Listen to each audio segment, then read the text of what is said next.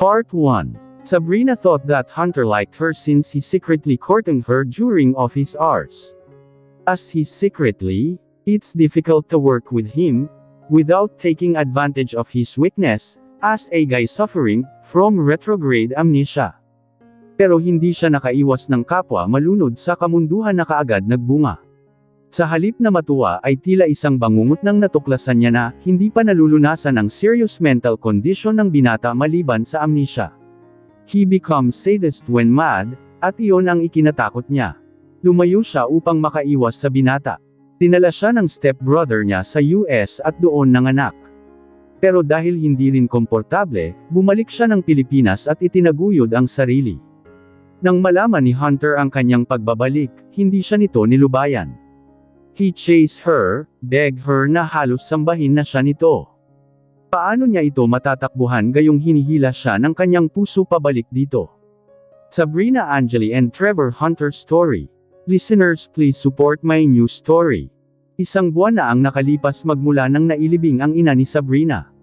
Naiwan sa kanya ang bahay na naipunder ng kanyang ina sa Makati. Naroon pa ang half-brother niyang si Dean. Umuwi ito noong nalamang namatay ang kanilang ina. Anak ito ng kanyang ina sa naging amo nito sa Boston, USA. Pangit man ang impresyon ng ibang tao sa kanyang ina, ito pa rin ang maituturing niyang dakilang ina.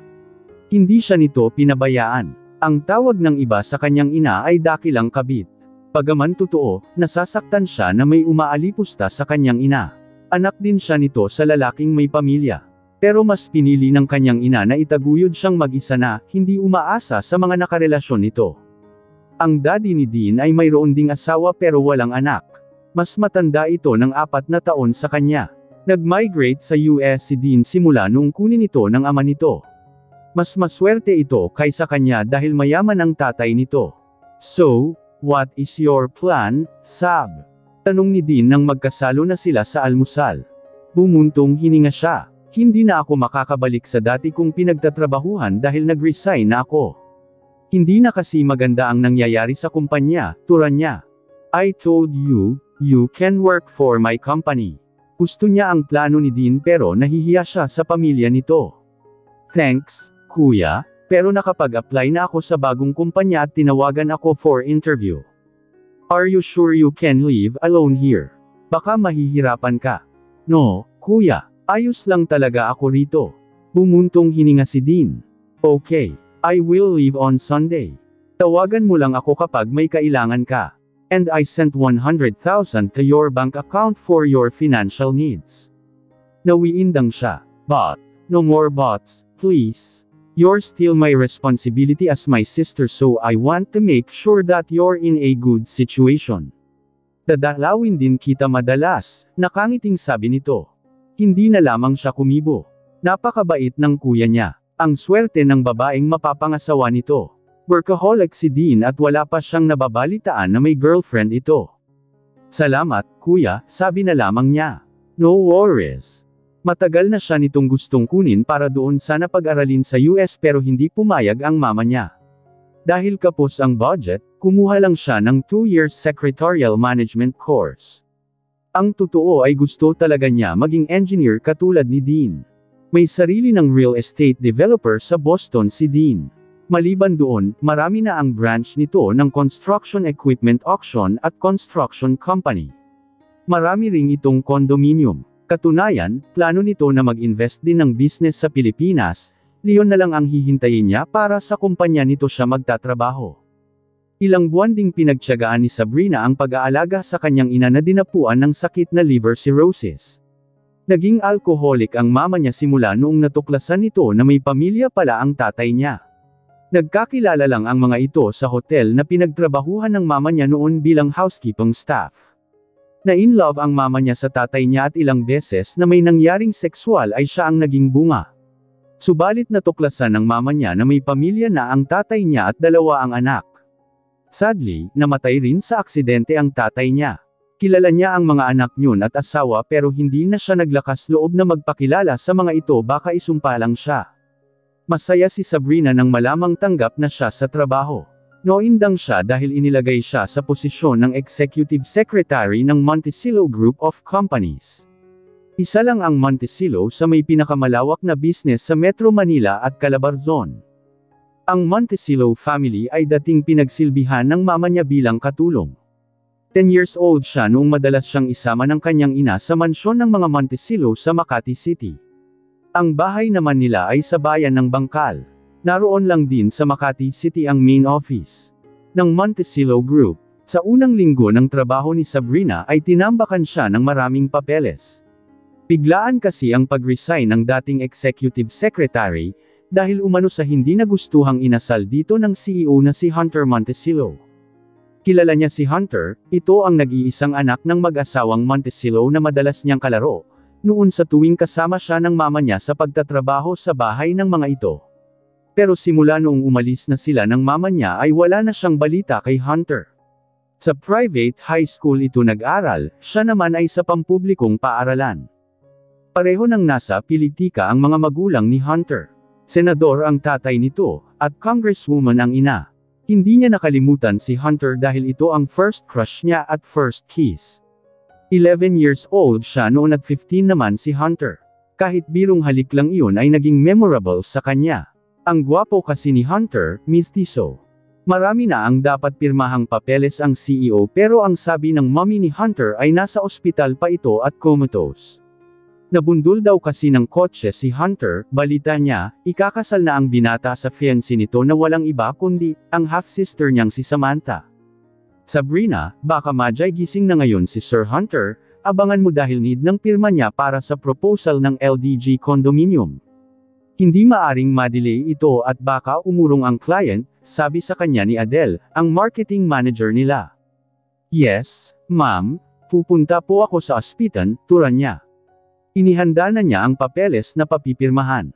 Bago ang tanghalian ay nagtungo na siya sa ospital kung saan naka-admit si Hunter. Pagpasok niya sa private ward ay siya namang palm ni Lorena, ang ina ni Hunter. Nagmamadali ito.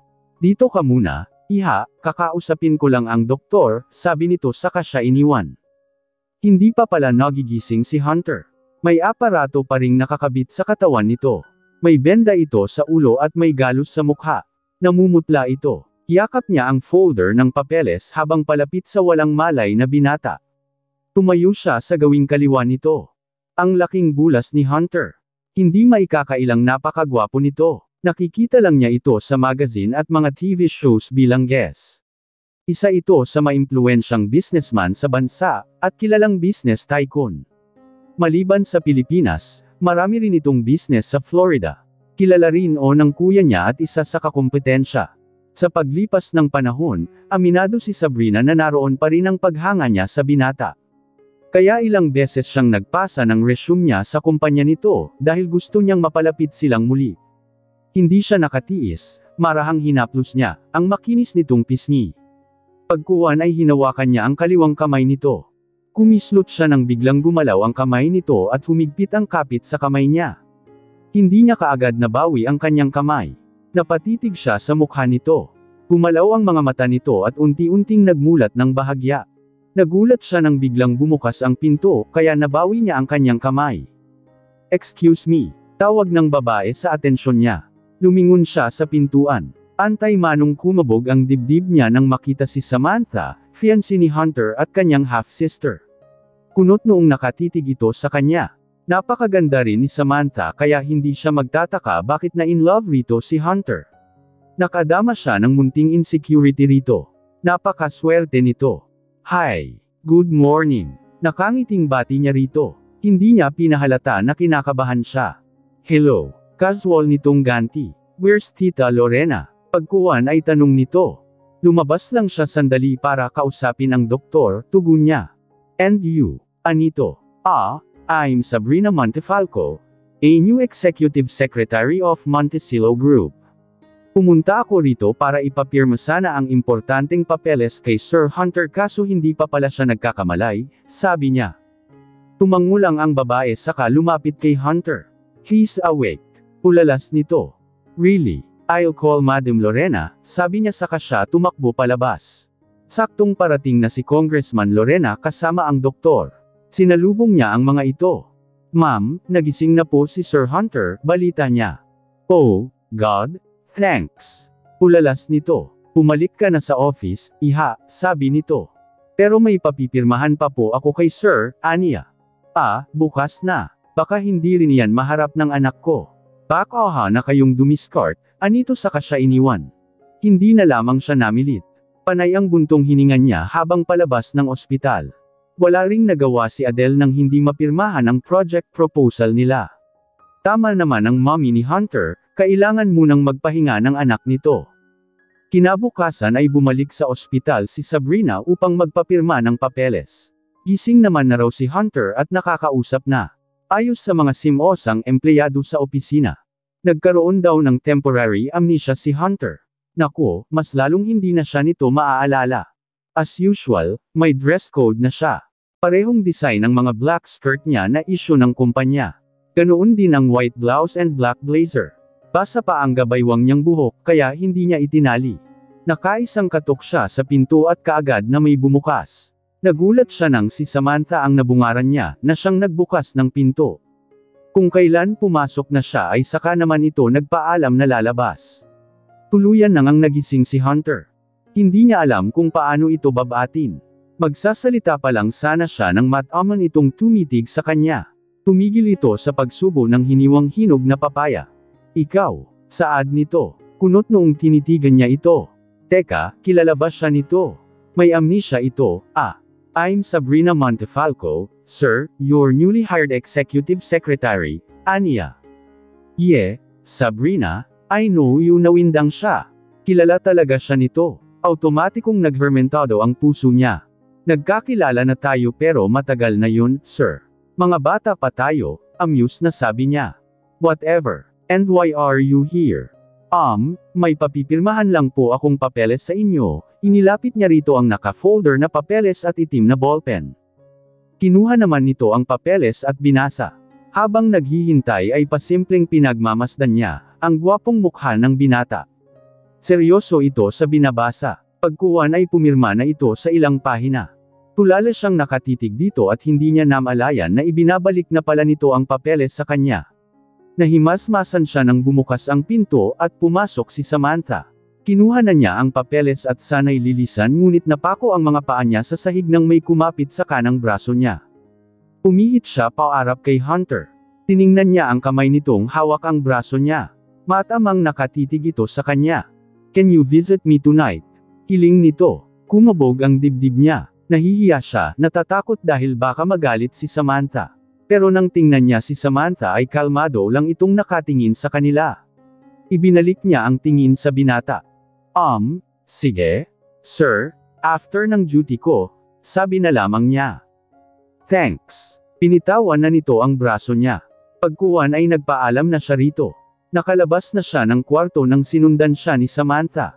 Hindi siya nakatanggi nang pigilan siya nito. Umupo sila sa bench sa labas ng kwartong inuukupan ni Hunter. Pamilya ka sa akin at ang apelyido mo, sabi nito sa kanya. Bumuntong hininga siya. Panahon na para magpakilala siya kay Samantha. Ako ang anak ni Emily Montefalco na naging kabit ng daddy mo, walang abog na sabi niya. Marahas na tumingin sa kanya si Samantha, hindi naman ito galit. I'm right, ikaw nga iyon. Nakita kita noon sa burol ni Papa pero hindi ka. Lumapit, anito. Oo, natakot kasi ako baka ayawin ako ng mama mo. Kumislot siya nang hawakan nito ang kanang kamay niya. Matamang tumitig siya rito. Matamis itong ngumiti. Just call me, ate, sabi nito. Salamat ate. I admit that I cursed your mother after knowing that dad has a mistress.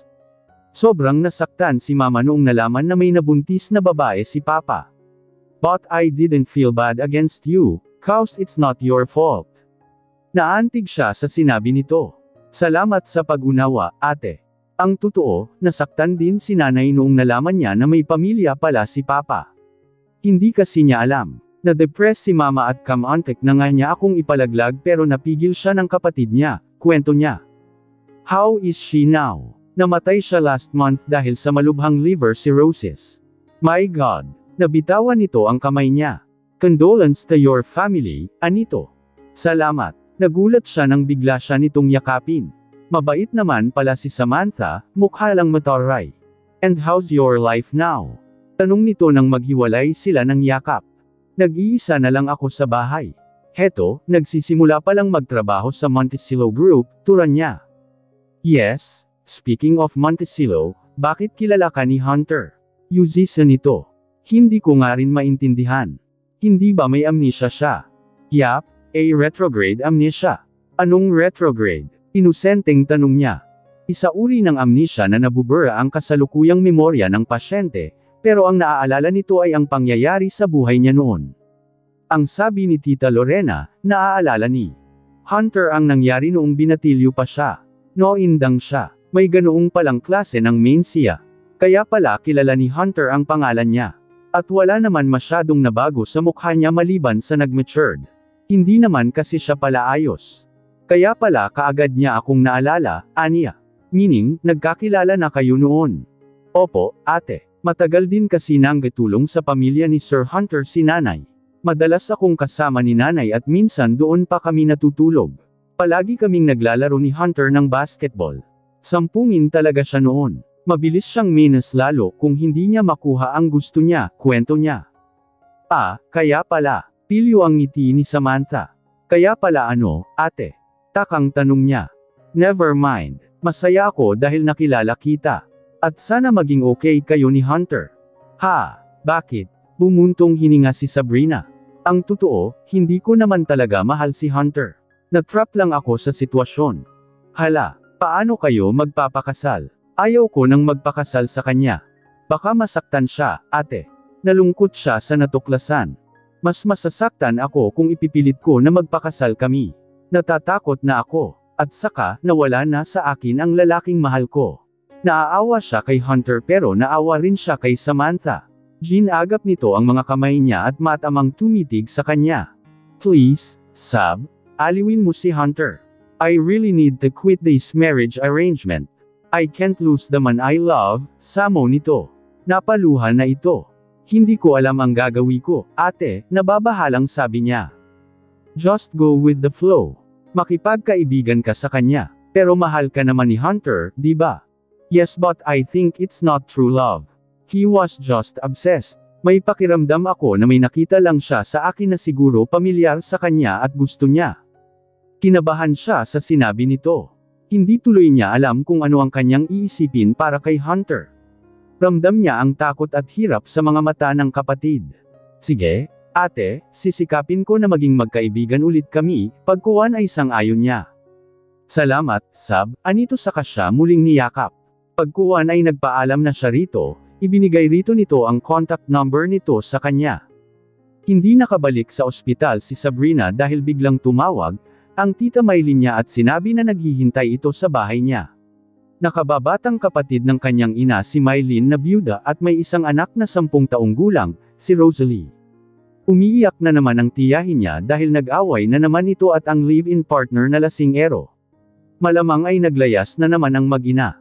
Siya ang takbuhan ng mga ito. Gaguyun, kamantik na niyang halayin si Rosalie, mabuti na huli ko. Palitalk ni Rosalie nang madatnan niya ito sa tapat ng gate ng bahay niya. Kinikilabutan siya sa kwento nito. May bitbit itong malaking bag at ganoon din si Rosalie. Naawa siya sa mag-ina. Wala pa namang sariling bahay ang mga ito. Umuupo lang ang mga ito ng bahay sa Alabang. Dito na lang ho kayo tumira. Mag-isa lang naman ako, sabi niya habang binubuksan ang gate. Naipundar pa ng nanay niya ang bahay na iyon noong dalaga ito at nagtatrabaho bilang kasambahay sa US. 1 taon lang doon ang nanay niya dahil umuwi kaagad matapos mabuntis ng amo, at iyon nga ang ama ni Dean.